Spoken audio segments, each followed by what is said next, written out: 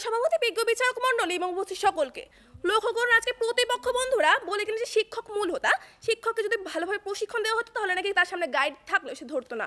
লক্ষ্য করুন, আজকে আপনার সামনে যদি দুটি পথ খোলা থাকে, একটি সহজ, অত্যন্ত সহজ, যার মাধ্যমে আপনার পরিশ্রম লাগবে, এবং আরেকটি অত্যন্ত কঠিন, যেটা কিনা আপনার পরিশ্রম ব্যয় হবে। এই দুটি পথ যখন খোলা থাকবে তখন আপনি কখনো পরিশ্রমের পথটা বেছে নিতে চাবেন না, আপনি সবসময় চাইবেন যেটা সহজ সেই পথটাকে বেছে নিতে। অর্থাৎ আজকে শিক্ষকের সামনে, শিক্ষককে যতই প্রশিক্ষণ দেওয়া হোক না কেন, যখন তার সামনে গাইডের অনেক বেশি সহজলভ্যতা থাকবে তখন সে দিন শেষে সেই গাইড থেকে প্রশ্ন অনুকরণ করবে এবং শিক্ষার্থীদের পরীক্ষা দেবে। এর মাধ্যমে শিক্ষার্থীদের মুখস্থ নির্ভর মানসিকতা তৈরির মাধ্যমে শিক্ষার্থীদের সৃজনশীলতার বিকাশটা হবে না। এ পর্যায়ে তারা বলে গেলেন মাল্টিমিডিয়া ক্লাসরুম, বাজেট ইত্যাদি ইত্যাদি, যার মাধ্যমে নাকি আজকে শিক্ষার্থীর যার অভাবে শিক্ষার্থীদের সৃজনশীলতার বিকাশটা হচ্ছে না।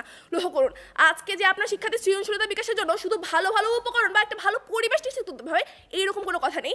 আজকে যদি একটা শিক্ষার্থীর সৃজনশীলতা চর্চা যথেষ্ট সুযোগ থাকে তবে সে মাটির উপর নিজের আঙুল দিয়ে কোনো চিত্রাঙ্কন চর্চা করতে পারবে। এই ক্ষেত্রে এই যে চর্চার সময় বা উদ্ভাবনের সময় সেটাকে কেড়ে নিচ্ছে কি আজকে আমার গাইড কি করে। আজকে যখন গাইডের বিভিন্ন প্রশ্ন মুখস্থ করতে হবে এবং মুখস্থ করতে হচ্ছে এবং পরীক্ষায় ভালো ফলাফল করার মানসিকতা তৈরি হচ্ছে, তখন সেই দিন শেষে সেই চর্চার সময়টা পাচ্ছে না এবং পারিপার্শ্বিকতা বিভিন্ন চাপে সে গাইডটা পড়ছে। অর্থাৎ এখানেও যে শিক্ষার্থীদের বাজেটের অভাব, শিক্ষার্থীদের সৃজনশীলতা বিকাশে কোনো মূল অবদান রাখছে হলো আমার গাইড। এই পর্যায়ে তারা একটি কবিতা বলে গিয়েছিলেন যে বিশ্বজোড়া পাঠশালা মোর, সবার আমি ছাত্র। লক্ষ্য করুন, আজকে যে কবিতাটা সুন্দর করে বোঝানোর মতো কোনো মানসিকতা আজকে কোনো শিক্ষকের নেই, কারণ আজকে গাইড অত্যন্ত সহজলভ্য হয়ে গেছে, যার কারণে কোনো শিক্ষক এইটাকে কোনো শিক্ষার্থীর কাছে যখন পড়তে যায় কেবল এবং কেবলমাত্র ফলাফলের উদ্দেশ্যে পড়ায়, কোনো রকম কেবলমাত্র ফলাফল উদ্দেশ্যে পড়ায়। এই যে ছন্দটাকে সুন্দরভাবে যে শিক্ষার্থীর মধ্যে আমাকে অনুধাবন করতে হবে সেই রকম কোনো মানসিকতা শিক্ষার্থী থাকে না, যার কারণটাকে গাইডের সহজলভ্যতা।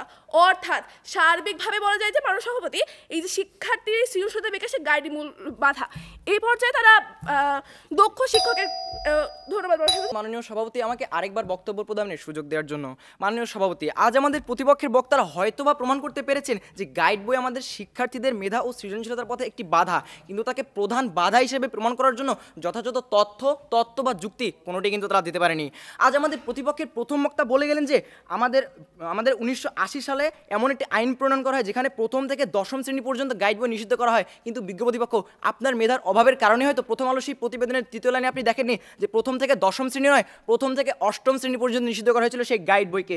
এবং তিনি আরও বলেন যে শিক্ষার্থীদেরকে বলতে লাগে আমরা শুধুমাত্র প্রথম থেকে দ্বাদশ শ্রেণী পর্যন্ত অধ্যয়নরত শিক্ষার্থীদেরকে বোঝাই, তাহলে কি বিশ্ববিদ্যালয়ে যে সকল ছাত্ররা আজ পড়াশোনা করছে তারা কি শিক্ষার্থীদের বিবেচনার বাইরে? প্রশ্ন হয়ে গেল বিজ্ঞ প্রতিপক্ষ, হয়তো আপনি উত্তর দিয়ে যাবেন।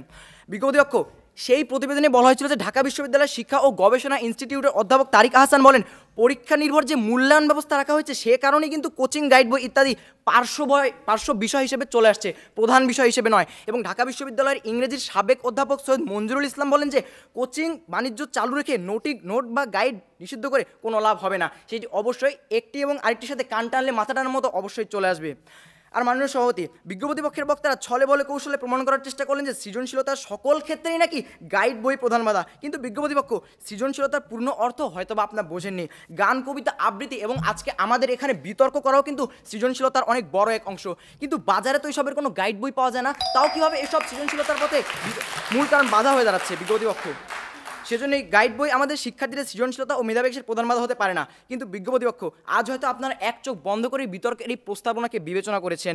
প্রস্তাবনায় কিন্তু গাইড বইকে প্রধান বাধা হিসেবে উল্লেখ করা হয়েছে বিজ্ঞ প্রতিপক্ষ।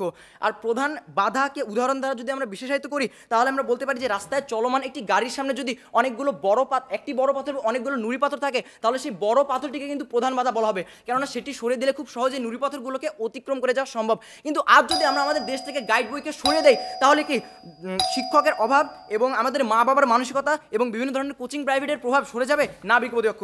তাই গাইড বই একটি কারণ হতে পারে, প্রধান কারণ কখনই নয়। এই বলে আমার বক্তব্য শেষ করছি। ধন্যবাদ মাননীয় সভাপতি, ধন্যবাদ সবাইকে।